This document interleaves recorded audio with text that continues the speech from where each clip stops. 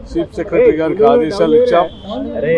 సంబంధిత అధికారులతో పాటు స్పెషల్గా ఆఫీసులను కూడా ఆయా ప్రాంతాలకు డ్యూటీలు వేసి వాటన్నిటిని పర్యవేక్షించడానికి ఆఫీసులను కూడా కేటాయించి పంపిస్తూ ఉన్నాం. ప్రభుత్వం దీనిపైన అనుక్షణం మానిటర్ చేస్తూ పనిచేస్తూ ఉన్నాం.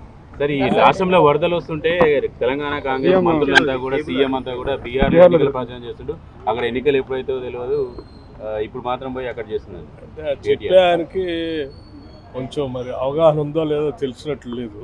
ముఖ్యమంత్రి గారు ఒకటే రోజు నిన్న ఉదయం వెళ్ళారు, సాయంత్రం 4 గంటలకే ఇక్కడికి వచ్చారు.